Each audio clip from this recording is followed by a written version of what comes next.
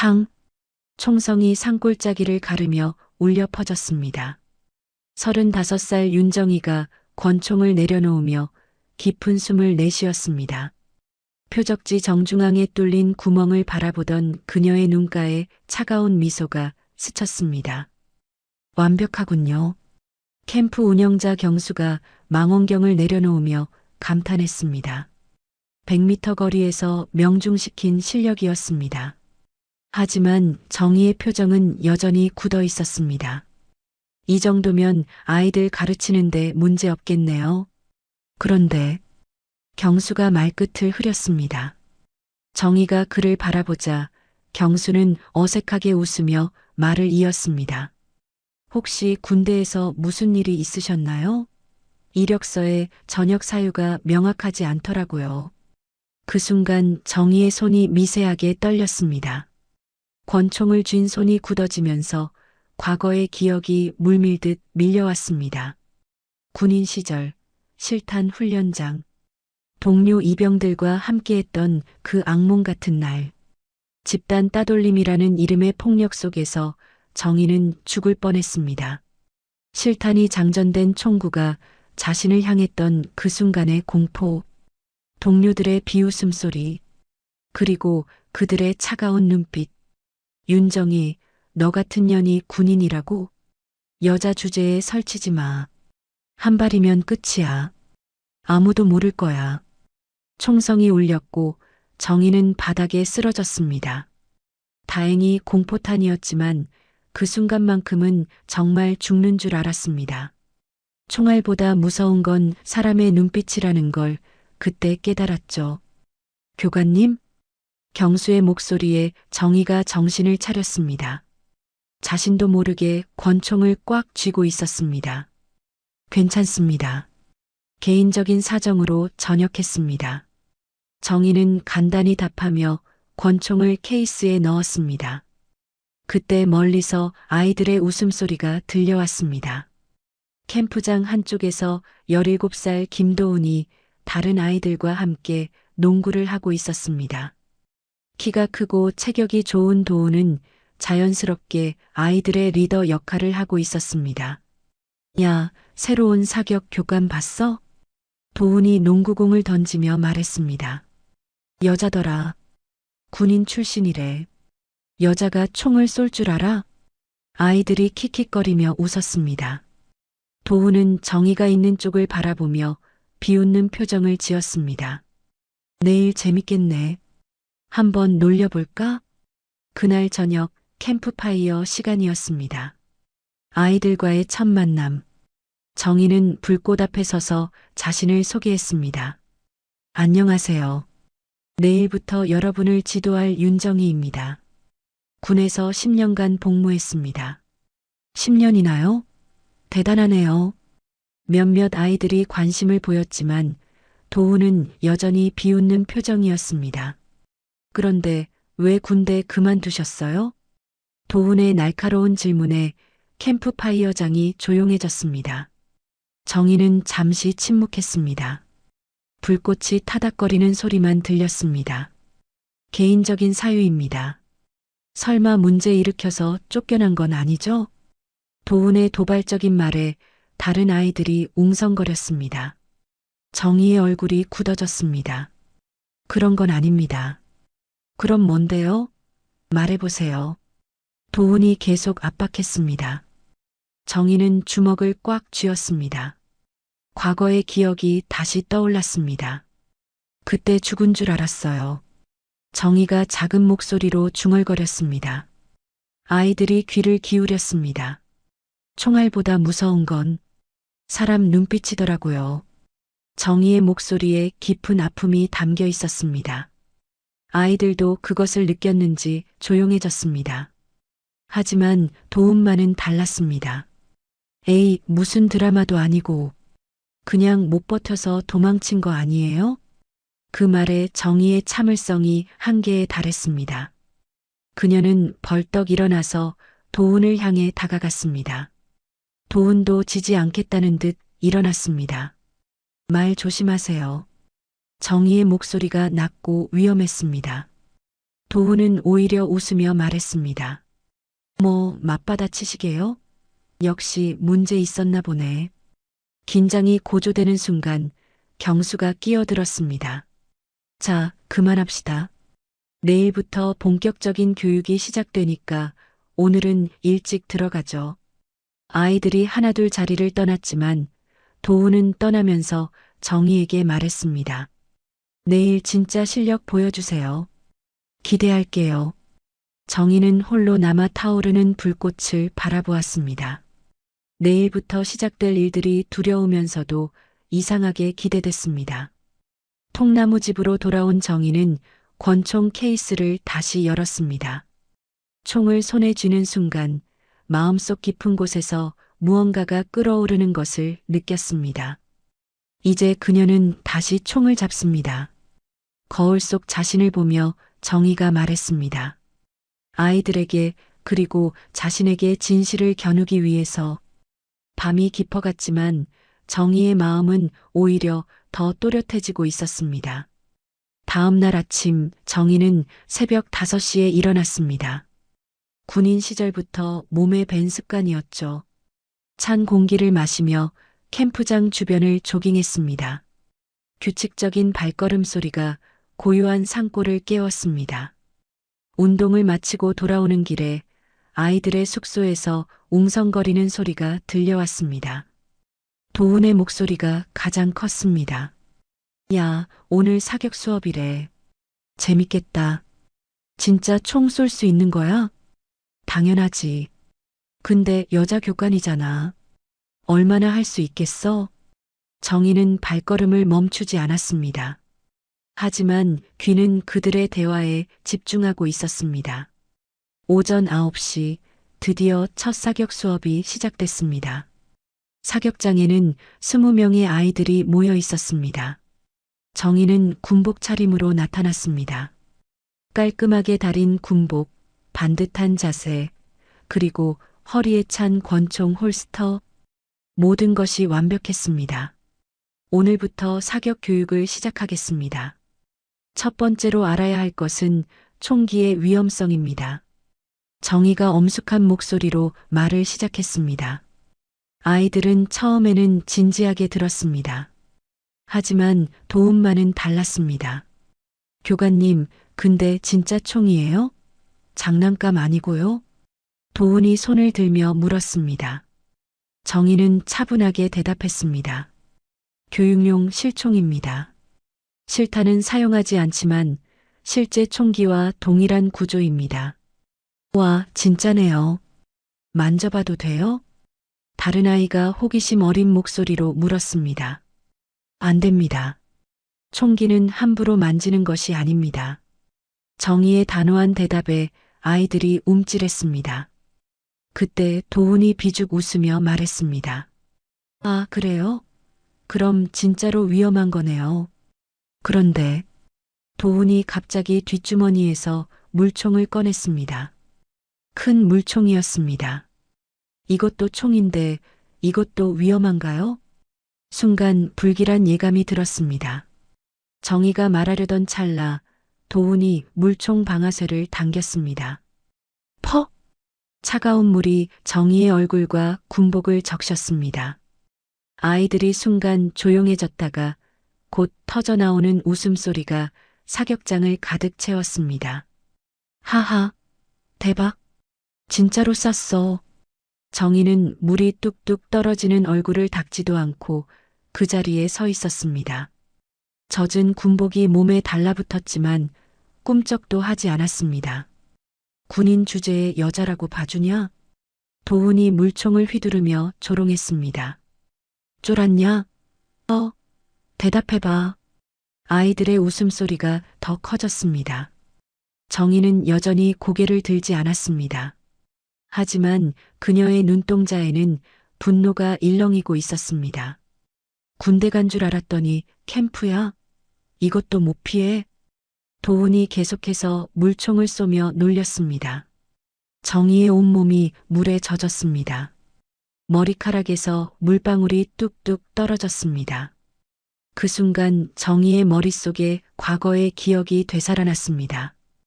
군인 시절 훈련소에서 당했던 모욕, 동료들의 비웃음, 그때도 이렇게 무력했습니다. 그때도 이렇게 당할 수밖에 없었습니다. 하하, 진짜 아무것도 못하네. 도훈의 조롱이 계속됐습니다. 다른 아이들도 덩달아 웃었습니다. 정희는 주먹을 꽉 쥐었습니다. 손톱이 손바닥에 박힐 정도로 세게 쥐었습니다. 하지만 그녀는 참았습니다. 꾹 참았습니다. 수업은 여기서 마치겠습니다. 정희가 간신히 말을 꺼냈습니다. 목소리가 떨리고 있었습니다. 아이들이 하나둘 흩어졌습니다. 도훈은 떠나면서 마지막으로 한마디 더 했습니다. 내일도 재밌겠네요, 교관님. 정희는 홀로 사격장에 남았습니다. 젖은 군복을 입은 채로 한참을 서 있었습니다. 분노와 굴욕감이 가슴속에서 뒤엉켜 있었습니다. 그날 저녁 정희는 통나무집에서 휴대폰이 울리는 소리를 들었습니다. 모르는 번호였습니다. 여보세요? 윤정희 씨죠? 서울대병원입니다. 간호사의 목소리였습니다. 정희의 심장이 쿵 내려앉았습니다. 어머니가 어떻게 되셨나요? 치매 말기 환자인 윤복순 씨 말씀이시죠? 오늘 오후에 병원에서 실종되셨습니다. 전화기가 정희의 손에서 미끄러져 떨어질 뻔했습니다. 실종이요? 어떻게 그럴 수가? 보호자께서 오셔야겠습니다. 경찰에도 신고했지만 정희는 전화를 끊고 주저앉았습니다. 어머니가 실종됐다니. 치매 말기 상태의 어머니가 혼자 어디를 갔다는 걸까요? 눈물이 핑 돌았습니다. 오늘 당한 굴욕, 그리고 어머니의 실종. 모든 것이 한꺼번에 몰려왔습니다. 왜 이런 일만 생기는 거지? 정희는 무릎을 껴안고 흐느꼈습니다. 군인 시절부터 지금까지 왜 항상 이런 일들만 벌어지는 걸까요? 왜 자신만 이렇게 당해야 하는 걸까요? 창밖에서는 아이들의 웃음소리가 들려왔습니다. 평온한 캠프의 밤이었지만 정희에게는 지옥 같은 밤이었습니다. 내일은 달라야 해. 정희가 눈물을 닦으며 중얼거렸습니다. 더 이상 당할 수만은 없었습니다. 더 이상 무력할 수만은 없었습니다. 하지만 과연 달라질 수 있을까요? 내일은 정말 다를까요? 정희는 권총 케이스를 바라보았습니다. 그 안에 들어있는 차가운 금속 덩어리. 내일은 그것으로 무엇을 할 수 있을까요? 밤이 깊어갔지만 정희의 마음은 더욱 복잡해져만 갔습니다. 새벽 4시 정희는 잠에서 깼습니다. 어머니 걱정에 한숨도 제대로 자지 못했습니다.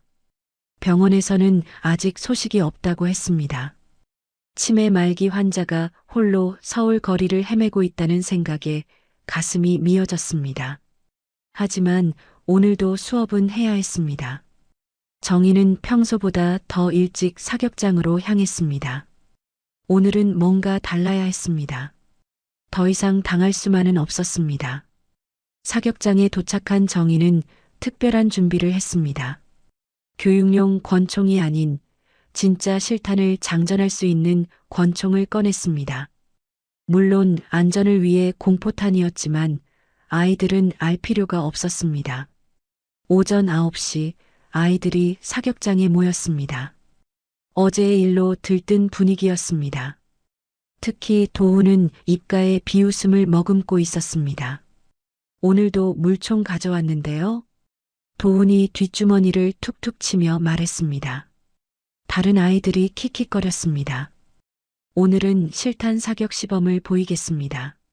정희의 차가운 목소리에 아이들이 순간 조용해졌습니다. 실탄이라는 말에 긴장감이 돌았습니다. 실탄이요? 진짜 총알 말이에요? 한 아이가 놀란 목소리로 물었습니다. 그렇습니다. 오늘은 진짜를 보여드리겠습니다. 정희는 무표정한 얼굴로 권총을 꺼냈습니다. 어제와는 다른 총이었습니다. 더 크고 더 위압적이었습니다. 도훈은 여전히 비웃고 있었습니다. 에이, 그래봐야 교육용이잖아요. 진짜 쏠 수 있어요? 그 총, 장식 아니야? 도훈이 더 큰 소리로 조롱했습니다. 쏴보라고. 어디 한번 쏴보세요. 그 순간 정희의 눈빛이 변했습니다. 어제까지의 주눅든 모습은 온데간데 없었습니다. 차가우면서도 위험한 눈빛이었습니다. 정희는 말없이 권총에 실탄을 장전했습니다. 찰칵, 찰칵. 금속 소리가 고요한 사격장에 울려 퍼졌습니다. 아이들의 웃음소리가 점점 작아졌습니다. 뭔가 분위기가 달라지고 있었습니다. 정희는 100m 앞에 있는 종이 표적을 향해 권총을 들었습니다. 완벽한 사격 자세였습니다. 숨을 고르고 조준하고 방아쇠에 손가락을 걸었습니다. 교관님, 설마 진짜로. 한 아이가 불안한 목소리로 말하려던 순간이었습니다. 탕! 총성이 산골짜기를 가르며 울려 퍼졌습니다. 엄청난 굉음이었습니다. 아이들이 깜짝 놀라 뒤로 물러섰습니다. 100m 앞에 종이 표적이 산산이 찢어져 나갔습니다. 정확히 정중앙을 관통한 총알은 표적지를 완전히 파괴해버렸습니다. 사격장이 순식간에 조용해졌습니다. 아이들의 웃음소리가 완전히 멎었습니다. 모두가 충격에 빠져 정희를 바라보았습니다. 도훈의 얼굴에서 비웃음이 사라졌습니다.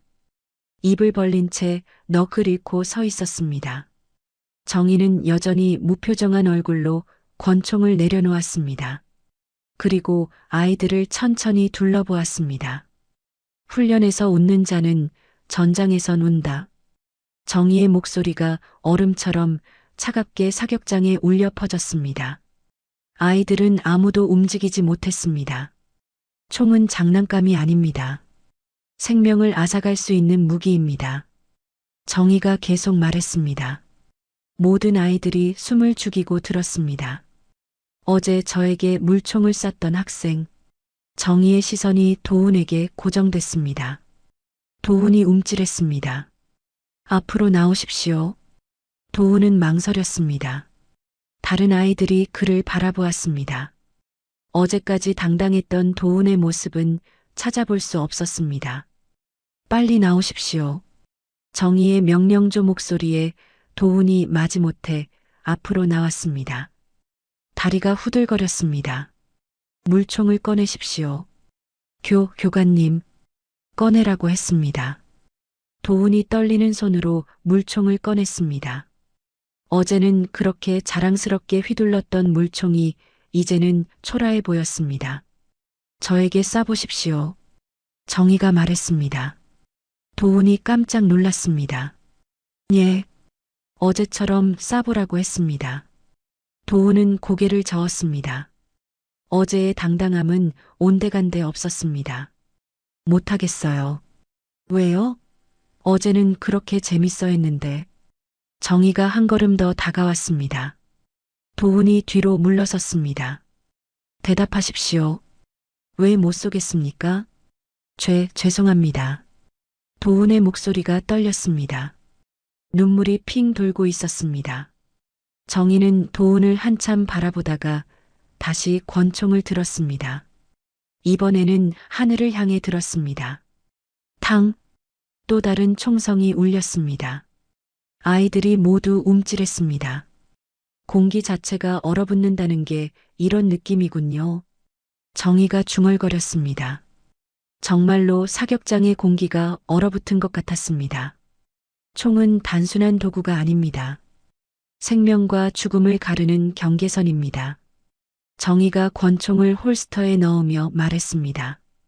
오늘 수업은 여기서 끝입니다. 내일까지 총의 위험성에 대해 생각해 보십시오. 아이들이 하나둘 자리를 떠났습니다. 모두 조용했습니다. 어제까지의 들뜬 분위기는 완전히 사라졌습니다. 도훈은 가장 마지막에 자리를 떠났습니다. 떠나기 전에 정희를 한번 돌아보았습니다. 그 눈빛에는 두려움과 함께 뭔가 다른 감정도 섞여 있었습니다. 정희는 홀로 사격장에 남아 파괴된 표적지를 바라보았습니다. 오늘은 달랐습니다. 더 이상 당하지 않았습니다. 하지만 가슴 한편에는 씁쓸함이 남아 있었습니다. 이게 맞는 걸까요? 아이들을 이렇게 위축시키는 게 옳은 걸까요? 휴대폰이 울렸습니다. 병원에서였습니다. 어머니를 찾았습니다. 지금 응급실에 계십니다. 빨리 오세요. 정희의 손이 떨렸습니다. 어머니를 찾았다니.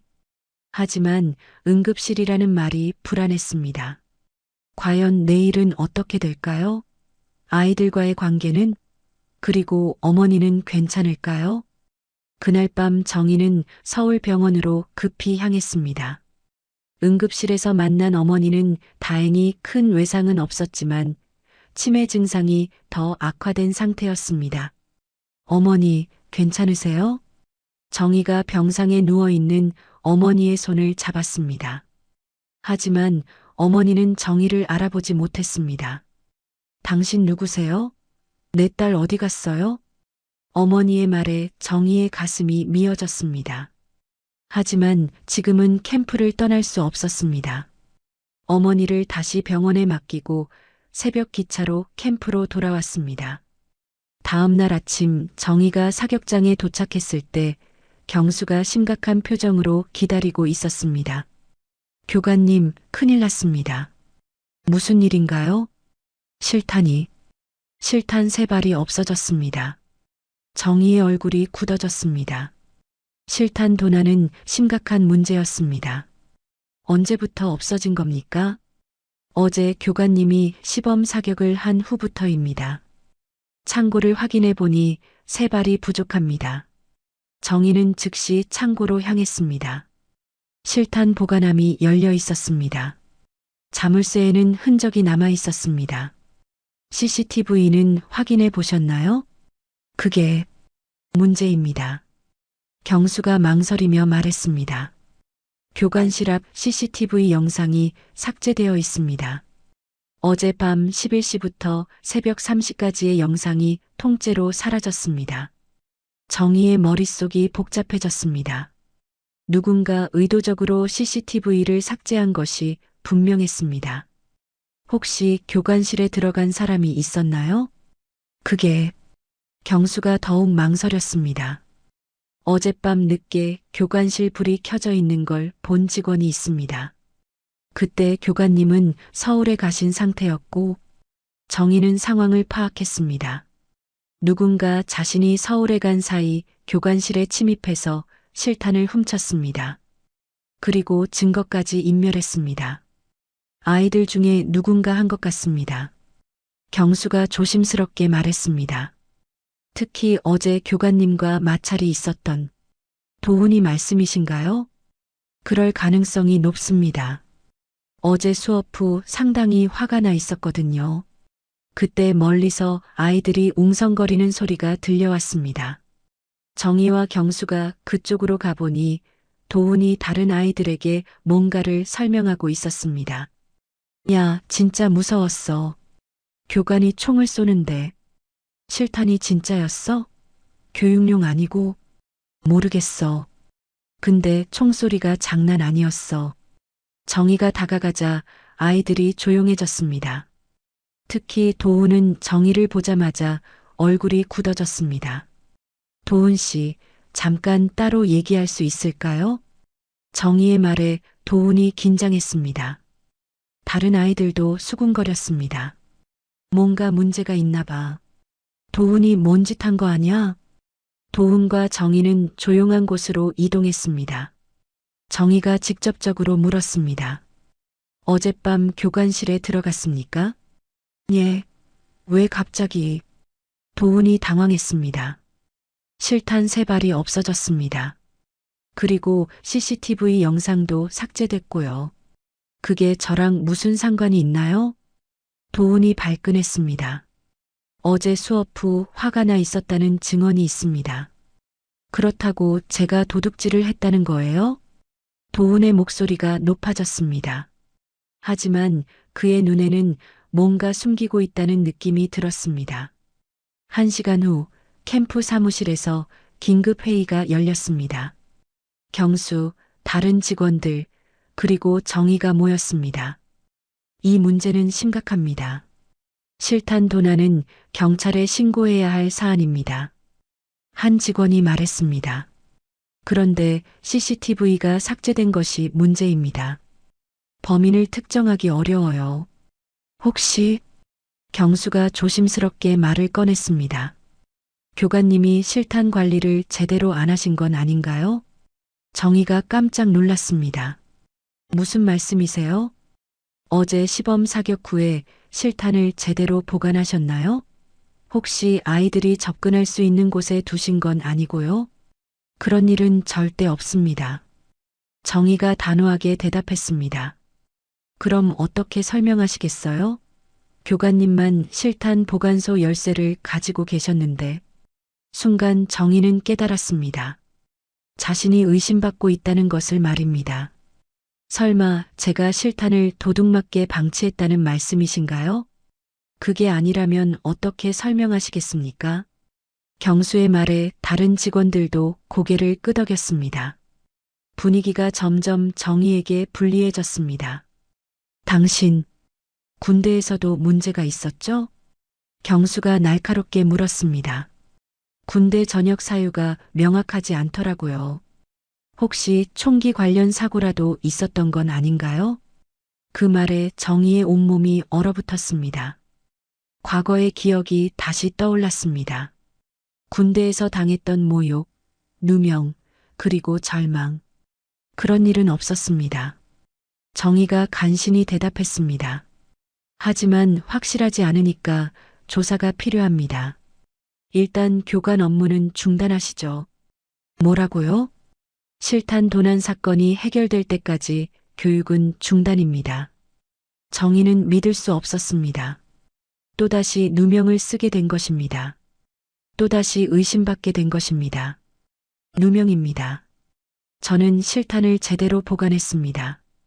그럼 어떻게 도둑 맞았겠어요? 경수가 냉정하게 말했습니다. 정희는 무릎을 꿇고 싶었습니다. 가슴이 답답했습니다. 숨이 막혔습니다. 왜 나는 매번 정희가 중얼거렸습니다. 총이 아니라 사람에게 당하지. 그날 저녁 정희는 통나무 집에서 혼자 울고 있었습니다. 또다시 벌어진 누명, 또다시 당하게 된 억울함. 과연 이 누명을 벗을 수 있을까요? 진짜 범인은 누구일까요? 그리고 이 모든 일의 배후에는 누가 있는 걸까요? 밤이 깊어갔지만 정희의 고통은 더욱 깊어져만 갔습니다. 다음 날 아침 정희는 교관 업무 중단 상태에서도 캠프에 머물러야 했습니다. 경찰 조사가 끝날 때까지 어디도 갈 수 없었습니다. 통나무 집에서 나와 캠프장을 걸으며 복잡한 심정을 달래려 했습니다. 그때 아이들의 숙소 쪽에서 웅성거리는 소리가 들려왔습니다. 호기심에 그쪽으로 가보니 도훈과 몇몇 아이들이 모여 있었습니다. 야, 진짜 가져온 거야? 당연하지. 어젯밤에 가져왔어. 정희는 나무 뒤에 숨어서 그들의 대화를 들었습니다. 도훈이 뭔가 작은 상자를 꺼내 보이고 있었습니다. 이게 진짜 실탄이야? 맞아. 3발이나 있어. 정희의 심장이 쿵 내려앉았습니다. 정말로 도훈이 실탄을 훔쳤던 것입니다. 이걸로 뭐 할 거야? 재밌는 걸 보여줄게. 오늘 밤에 말이야. 도훈이 음흉하게 웃었습니다. 정희는 당장 뛰어가서 실탄을 뺏고 싶었지만 증거를 확보하기 위해 참았습니다. 그날 저녁 정희는 몰래 아이들을 지켜보았습니다. 캠프파이어가 끝난 후 도훈과 일행이 조용히 숙소를 빠져나왔습니다. 야, 정말 하는 거야? 당연하지. 총알이 불 속에 들어가면 어떻게 될지 궁금하지 않아? 도훈이 실탄을 꺼내며 말했습니다. 정희는 깜짝 놀랐습니다. 실탄을 불 속에 던진다고요? 위험하지 않아? 뭘, 총알 하나가 뭐 그렇게 위험하겠어. 그냥 터지기만 할 거야. 아이들이 캠프파이어 근처로 갔습니다. 불씨가 아직 남아있는 곳이었습니다. 그 옆에는 여러 개의 텐트가 설치되어 있었습니다. 자, 봐봐. 이게 진짜 실탄이야. 도훈이 실탄을 하나 꺼내서 아이들에게 보여주었습니다. 우와, 진짜네. 이거 불에 던지면 정말 터져? 당연하지. 영화에서 봤어. 정희는 위험을 감지하고 뛰어나가려 했습니다. 하지만 이미 늦었습니다. 자, 간다. 도훈이 실탄을 불씨가 남은 곳에 던져 넣었습니다. 펑! 갑작스러운 폭발음과 함께 불꽃이 사방으로 튀었습니다. 아이들이 깜짝 놀라 뒤로 물러섰습니다. 우와, 진짜 터졌어. 아이들이 신기해했지만 문제는 그 다음이었습니다. 불꽃이 튄 곳에 있던 텐트가 불타기 시작한 것입니다. 텐트가. 불이야. 불. 순식간에 텐트 하나가 불에 휩싸였습니다. 그 텐트 안에는 막내 아이 준호가 자고 있었습니다. 준호야, 준호야. 아이들이 소리쳤습니다. 정희는 더 이상 숨어 있을 수 없었습니다. 뛰어나가서 불타는 텐트로 향했습니다. 모두 물러서. 정희가 소리치며 불타는 텐트 안으로 들어갔습니다. 연기가 자욱한 텐트 안에서 12살 준호가 기침을 하며 울고 있었습니다. 괜찮아, 괜찮아. 이모가 구해줄게. 정희가 준호를 안고 텐트 밖으로 나왔습니다.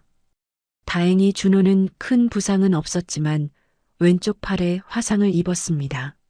아파요. 팔이 아파요. 준호가 울며 말했습니다. 정희는 즉시 응급처치를 했습니다. 그때 경수와 다른 직원들이 뛰어왔습니다.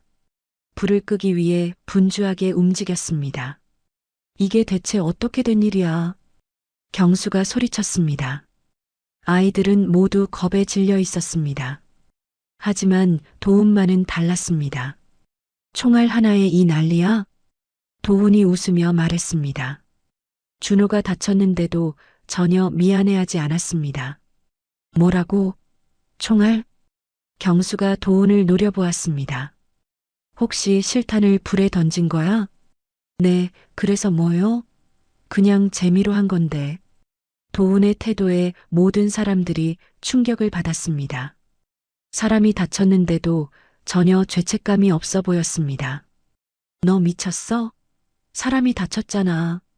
다른 아이가 도훈에게 소리쳤습니다. 에이, 화상 정도 뭐가 대수야. 죽은 것도 아니고.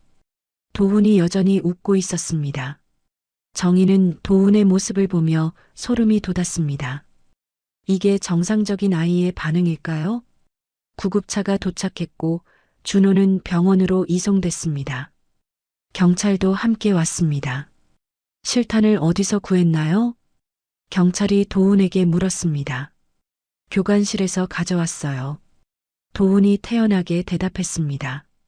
그럼 교관실에 무단 침입한 거네요? 네, 그렇죠. 근데 그게 뭐 어때서요? 도훈의 당당한 태도에 모든 사람들이 말을 잃었습니다. 결국 정희가 체포됐습니다. 실탄관리 소홀과 안전사고 책임이라는 명목이었습니다. 실탄을 제대로 보관하지 않아 아동이 접근할 수 있게 한 혐의입니다. 경찰이 말했습니다. 정희는 억울했지만 변명할 수 없었습니다. 다음 날 아침 언론에서는 이 사건을 대대적으로 보도했습니다. 전직 군 교관, 실탄 방치로 아동 화상, 캠프 안전사고, 관리 감독 부실, 정희의 사진이 신문 일면에 실렸습니다. 범죄자 취급을 받았습니다. 설상가상으로 병원에서 전화가 왔습니다. 어머니를 더 이상 입원시킬 수 없습니다. 보호자가 범죄 혐의를 받고 있어서 퇴원 조치됩니다. 정희는 무너졌습니다. 어머니마저 퇴원당하다니. 집으로 돌아온 정희는 치매 말기 어머니를 모시고 있었습니다. 어머니는 정희를 보며 이상한 말을 했습니다. 너, 정희 아니지? 어머니, 저예요. 정이에요. 아니야. 내 딸은 총 안 든단다. 어머니의 말에 정희의 마음이 무너졌습니다. 어머니조차 자신을 알아보지 못했습니다. 과연 이 모든 누명을 벗을 수 있을까요? 진실은 언제 밝혀질까요? 정희의 절망은 끝이 없어 보였습니다. 일주일이 흘렀습니다. 정희는 집에서 어머니를 돌보며 절망적인 나날을 보내고 있었습니다. 언론의 보도는 계속됐고 정희는 완전히 사회에서 매장당한 기분이었습니다. 그런데 그날 오후 예상치 못한 방문객이 찾아왔습니다. 문을 열어보니 20살 정도 되어 보이는 여자가 서 있었습니다. 안녕하세요. 김수진이라고 합니다. 김수진이요? 정희가 고개를 갸우뚱했습니다. 처음 보는 얼굴이었습니다. 도훈이의 누나입니다. 그 말에 정희의 표정이 굳어졌습니다. 도훈의 누나라니 무슨 일로 찾아온 걸까요? 들어와도 될까요? 중요한 얘기가 있어서요. 수진이 조심스럽게 말했습니다. 정희는 망설이다가 문을 열어주었습니다. 거실에 앉은 수진은 먼저 깊이 고개를 숙였습니다. 죄송합니다. 정말 죄송합니다. 갑자기 왜 그러세요? 제 동생이 큰일을 저질렀습니다. 선생님이 억울하게 누명을 쓰고 계시는 거 알고 있어요. 수진의 말에 정희가 놀랐습니다. 무슨 말씀이세요? 수진이 가방에서 작은 USB를 꺼냈습니다. 이걸 보시면 알 거예요. 진실이 들어 있습니다. 정희는 USB를 받아 노트북에 연결했습니다. 화면에 나타난 건 캠프 교관실 앞 CCTV 영상이었습니다. 삭제되었다고 했던 그 영상이었습니다. 영상 속에서 도훈이 혼자 교관실에 몰래 들어가는 모습이 보였습니다. 자물쇠를 억지로 따는 장면, 그리고 실탄 보관함을 뒤지는 장면도 있었습니다. 이 영상이 어떻게 당신 손에? 제가 캠프에서 자원봉사를 하고 있었거든요. 선생님이 서울에 가신 그날 밤에 도훈이를 목격했어요. 수진이 설명했습니다. 처음에는 그냥 장난인 줄 알았어요. 하지만 사고가 나고 선생님이 체포되는 걸 보고 양심상 가만히 있을 수 없었어요. 영상에는 도훈이 실탄 3발을 훔치는 장면이 선명하게 나와 있었습니다. 그리고 나중에 CCTV 시스템을 조작하는 모습까지 있었습니다. CCTV까지 조작했네요. 정희가 중얼거렸습니다. 네, 도훈이가 컴퓨터를 잘 다뤄서 증거를 없애려고 한 거예요. 수진의 목소리가 떨렸습니다. 왜 진작 이 영상을 제출하지 않으셨어요? 무서웠어요. 도훈이 제 친동생이라서. 그리고 처음에는 이렇게 큰일이 될 줄 몰랐어요. 수진의 눈에 눈물이 맺혔습니다. 하지만 선생님이 억울하게 고생하시는 걸 보고 더 이상 참을 수 없었어요. 그리고 수진이 잠시 망설였습니다. 저도 선생님께 사격을 배운 적이 있어요. 작년에 다른 캠프에서요. 다른 캠프에서요? 네, 선생님이 아직 군인이셨을 때요. 단기 교육 프로그램이었는데 선생님은 정말 진심이었어요. 수진이 그때를 회상하며 말했습니다. 저는 원래 겁이 많은 아이였어요. 총소리만 들어도 무서워했죠. 하지만 선생님이 차근차근 가르쳐 주셨어요. 그때도 지금처럼. 아니요. 그때 선생님은 달랐어요. 정말 다정하고 친절하셨어요. 제가 무서워하니까 손을 잡아주시기도 하고. 수진의 말에 정희가 깜짝 놀랐습니다. 자신도 기억에 없던 일이었습니다. 저는 그때를 잊을 수가 없어요. 선생님 덕분에 자신감을 찾았거든요. 그래서 더욱 견딜 수 없었어요. 수진이 고개를 떨구며 말했습니다. 도훈이는 어려서부터 문제가 많았어요. 부모님이 일찍 돌아가시고 제가 키웠는데 제대로 못 키운 것 같아요. 그런 얘기는 아니에요. 인정해야 해요. 도훈이가 이렇게 된 것은 제 책임도 있어요. 수진이 눈물을 닦으며 말했습니다. 부모님이 돌아가신 후로 도훈이가 많이 변했어요. 화를 자주 내고 다른 사람을 무시하고 제가 막지 못했어요. 정희는 조용히 수진의 말을 들었습니다. 이 USB를 경수 운영자에게 가져다 주세요. 모든 걸 밝혀주세요. 정희는 USB를 꽉 쥐었습니다. 드디어 진실을 밝힐 수 있는 증거를 찾았습니다. 고맙습니다. 정말 고맙습니다. 아니에요. 당연한 일을 한 거예요. 수진이 일어나려 하자 정희가 물었습니다. 도훈이는 어떻게 지내고 있나요? 그게 수진이 망설였습니다. 사실 도훈이도 많이 후회하고 있어요. 준호가 다친 걸 보고 처음으로 자신이 한 일이 얼마나 위험했는지 깨달았대요. 정말인가요? 네. 어젯밤에 저한테 울면서 말했어요. 진짜로 사람을 다치게 할 뻔했다고. 처음으로 무서웠다고요. 정희의 마음이 복잡해졌습니다. 도훈을 미워해야 할지 이해해야 할지 모르겠었습니다. 선생님께서 다시 캠프에 복귀하시면 도훈이를 제대로 교육시켜 주세요. 수진이 깊이 고개를 숙이며 말했습니다. 그 아이에게는 선생님 같은 분이 필요해요. 진심으로 아이들을 대하는 분이요. 그날 저녁 정희는 경수에게 USB를 전달했습니다. 영상을 본 경수는 충격을 받았습니다. 이런 일이 정말 죄송합니다. 선생님을 의심한 것 괜찮습니다. 이제 다시 시작하면 되죠. 정희는 마음속으로 다짐했습니다. 이번에는 정말 제대로 해보자고. 아이들을 특히 도훈이를 제대로 가르쳐 보자고. 진실은 밝혀졌습니다. 이제 정희가 캠프로 돌아갈 차례였습니다. 일주일 후 정희는 다시 캠프로 돌아왔습니다. 진실이 밝혀지면서 모든 혐의가 풀렸고 경찰과 언론으로부터 공식 사과를 받았습니다.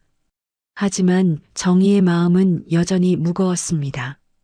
사격장에 도착한 정희를 본 아이들의 반응은 제각각이었습니다. 어떤 아이들은 반가워했지만 어떤 아이들은 어색해했습니다. 특히 도훈은 정희와 눈을 마주치지 못했습니다. 오늘은 특별한 수업을 하겠습니다. 정희가 아이들 앞에 섰습니다. 목소리는 이전보다 부드러웠지만 여전히 위험이 있었습니다. 마지막 사격 수업입니다. 아이들이 웅성거렸습니다. 마지막이라니요? 교관님, 그럼 이제 그만두시는 거예요? 한 아이가 물었습니다. 그런 뜻이 아닙니다. 오늘 수업이 끝나면 여러분은 총에 대해 완전히 다른 생각을 갖게 될 겁니다. 정희는 사격장 한쪽에 특별한 표적을 설치했습니다. 종이 표적이 아니라 거울이 달린 표적지였습니다. 이게 뭐예요? 아이들이 신기해했습니다. 거울 표적입니다. 오늘은 이 거울을 향해 쏘겠습니다. 거울을 쏘면 어떻게 되는 거예요? 직접 보면 알 겁니다. 정희는 권총을 꺼냈습니다. 실탄이 아닌 페인트 탄이었습니다. 안전하지만 충격은 그대로 전달되는 탄이었습니다. 표적은 내가 미워하는 사람이 아니라 너의 내면일지도 몰라. 정희가 조용히 말하며 거울 표적을 조준했습니다. 아이들이 숨을 죽이고 지켜봤습니다. 탕! 총성과 함께 거울이 산산조각 났습니다. 하지만 이상한 일이 벌어졌습니다. 거울 조각들이 사방으로 튀면서 빛을 반사했습니다. 마치 수많은 작은 거울들이 모든 사람의 모습을 비추는 것 같았습니다. 아이들이 깜짝 놀랐습니다. 거울 조각에 비친 자신들의 모습을 보며 묘한 기분을 느꼈습니다. 그때 도훈이 갑자기 울음을 터뜨렸습니다. 으아앙! 모든 사람들이 도훈을 바라봤습니다. 그렇게 당당하던 도훈이 아이처럼 울고 있었습니다. 교관님, 죄송합니다. 도훈이 정희에게 달려와 무릎을 꿇었습니다. 정말 죄송해요. 제가 제가 잘못했어요. 눈물과 콧물을 흘리며 우는 도훈의 모습에 다른 아이들도 놀랐습니다. 진짜로 사람을 다치게 할 뻔했어요. 준호가 크게 다칠 뻔했어요. 도훈이 흐느끼며 말했습니다. 처음으로 무서웠어요. 진짜로 무서웠어요. 정희는 도훈을 내려다보았습니다. 분노나 원망보다는 연민이 느껴졌습니다. 일어나세요. 교관님, 저는 일어나라고 했습니다. 정희의 단호한 목소리에 도훈이 일어났습니다. 하지만 여전히 눈물을 흘리고 있었습니다. 왜 그런 일을 했습니까? 정희가 물었습니다. 모르겠어요. 그냥 재밌을 것 같아서 사람을 다치게 한 겁니까? 아니에요. 그런 뜻이 아니었어요. 도훈이 고개를 저었습니다. 그럼 뭐였습니까? 저도 모르겠어요. 그냥 화가 나서, 교관님이 무서워서. 도훈이 진실을 털어놓기 시작했습니다. 부모님이 돌아가신 후로 계속 화가 났어요. 왜 저만 이런 일을 당해야 하는지, 왜 저만 혼자가 되어야 하는지. 정희는 조용히 들었습니다. 그래서 다른 사람들도 저처럼 아프게 하고 싶었어요. 특히 강한 사람들을, 교관님처럼 완벽해 보이는 사람들을. 도훈의 고백에 아이들이 조용해졌습니다. 하지만 준호가 다치는 걸 보고 진짜 끔찍했어요. 제가 한 일이 얼마나 나쁜 건지 깨달았어요. 정희는 도훈에게 한 걸음 다가갔습니다. 그럼 이제 알겠습니까?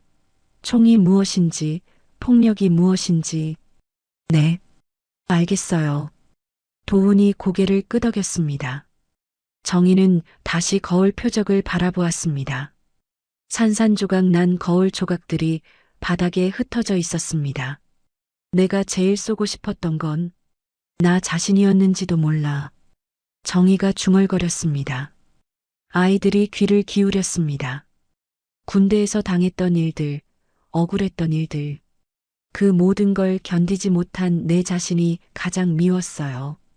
정희의 솔직한 고백에 아이들이 조용해졌습니다.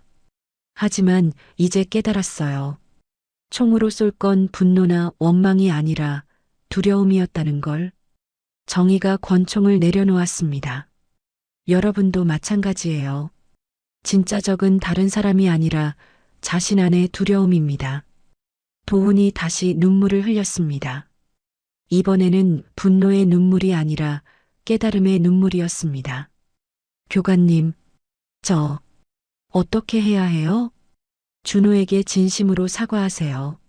그리고 다시는 화풀이로 다른 사람을 다치게 하지 마세요. 네, 알겠습니다. 정희는 모든 아이들을 둘러보았습니다. 오늘 수업으로 여러분은 진짜 사격을 배웠습니다. 총을 쏘는 법이 아니라 무엇을 향해 쏘아야 하는지를 말이죠. 아이들이 고개를 끄덕였습니다. 모두의 눈빛이 달라져 있었습니다. 이제 총은 내려놓겠습니다. 진짜 무기는 총이 아니라 마음이니까요. 정희가 권총을 케이스에 넣으며 말했습니다. 그날 저녁 도훈은 병원에 있는 준호를 찾아갔습니다. 진심 어린 사과를 했고 준호도 도훈을 용서해 주었습니다. 정희는 사격장에서 마지막으로 깨진 거울 조각들을 치우며 생각했습니다. 이제 정말 새로운 시작을 할 때가 온 것 같았습니다. 캠프 마지막 날 아침, 정희는 평소보다 일찍 일어났습니다. 오늘이면 아이들과 헤어져야 했습니다. 일주일 전만 해도 빨리 끝나기만 바랐던 캠프였는데 이제는 아쉬운 마음이 들었습니다. 아침 식사 시간 아이들이 정희 주변으로 모여들었습니다. 분위기가 전과는 완전히 달라져 있었습니다.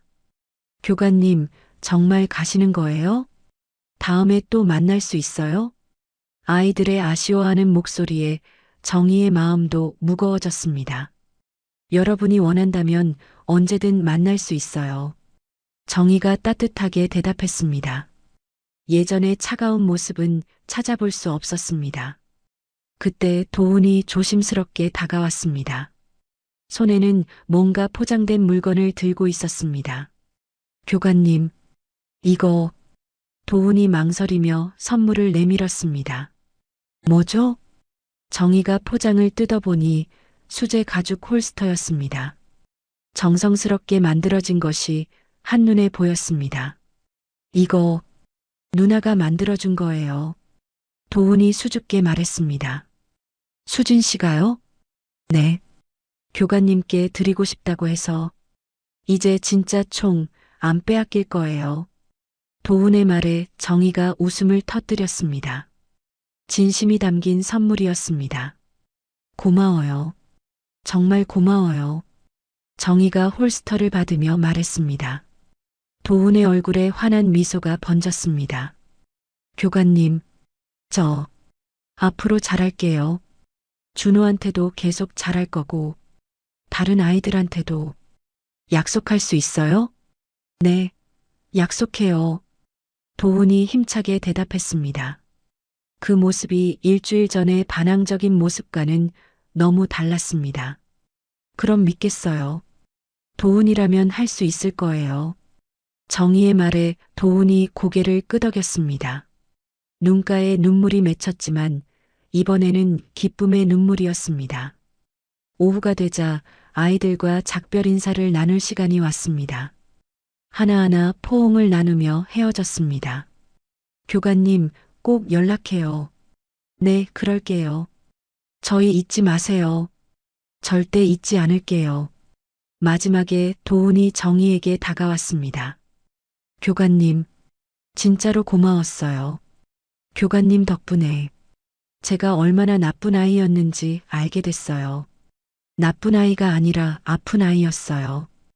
이제 그 아픔을 치료할 수 있을 거예요. 정희의 말에 도훈이 마지막으로 깊이 고개를 숙였습니다. 정말, 정말 고마웠습니다. 버스에 몸을 맡긴 정희는 창밖으로 손을 흔드는 아이들을 바라보았습니다. 가슴 한편이 뭉클했습니다. 집으로 돌아가는 길, 정희는 복잡한 심경이었습니다.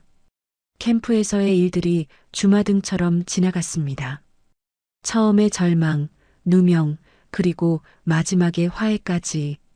집에 도착했을 때는 이미 해가 지고 있었습니다. 정희가 현관문을 열려고 하는데 이상한 광경이 보였습니다. 문 앞에 치매 어머니가 앉아 있었습니다. 어떻게 혼자 나오신 걸까요? 어머니, 왜 여기 계세요?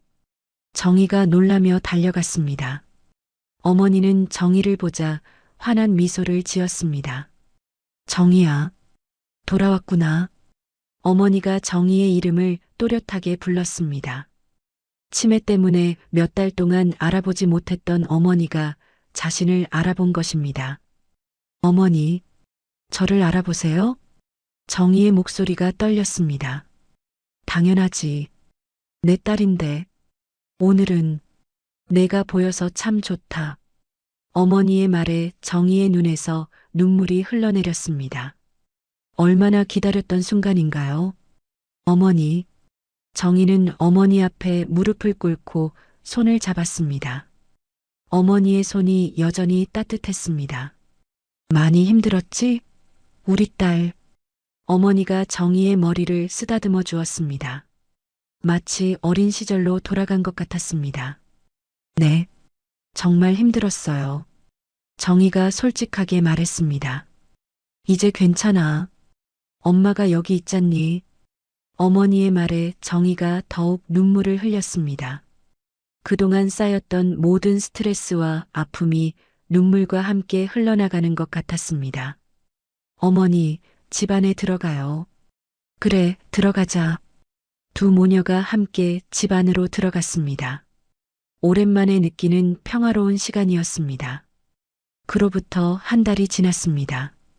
어느 화창한 봄날 초등학교 강당에 정희가 서 있었습니다. 사격 교관 복장이 아닌 평상복을 입고 있었습니다. 손에는 새로운 명찰이 들려 있었습니다. 초등학교 안전교육 강사. 정희는 이제 아이들에게 총 쏘는 법이 아니라 안전의 중요성을 가르치고 있었습니다. 여러분, 가장 위험한 것이 무엇인지 아세요? 아이들이 손을 들었습니다. 불이요, 칼이요, 자동차요. 정희가 고개를 저었습니다. 아니에요. 가장 위험한 건 정희가 잠시 멈췄다가 말했습니다. 방치된 아이의 눈빛이에요. 아이들이 고개를 갸우뚱했습니다. 무슨 뜻이에요? 관심받지 못하고 사랑받지 못하고 외로운 아이의 마음이 가장 위험해요. 그런 마음은 자신과 다른 사람을 다치게 할 수 있거든요. 정희가 설명했습니다. 그럼 어떻게 해야 해요? 한 아이가 물었습니다. 서로 관심을 갖고 도와주고 함께 놀아주면 돼요. 그것이 진짜 안전교육이에요. 아이들이 고개를 끄덕였습니다. 수업이 끝난 후 정희는 학교를 나서며 하늘을 바라보았습니다. 파란 하늘에 흰 구름이 평화롭게 떠 있었습니다. 휴대폰이 울렸습니다. 도훈에게서 온 문자였습니다. 교관님, 오늘 준호랑 같이 축구했어요. 이제 정말 친해졌어요. 고마워요. 정희가 미소를 지었습니다. 도훈이 정말 변하고 있었습니다. 집으로 돌아가는 길 정희는 생각했습니다. 총을 내려놓고 나서야 진짜 중요한 것들이 보이기 시작했습니다. 사람들의 마음, 아이들의 아픔, 그리고 진정한 안전의 의미. 무엇보다 위험한 건 방치된 아이의 눈빛이었다는 걸 이제야 깨달았습니다. 정희의 새로운 인생이 시작되고 있었습니다.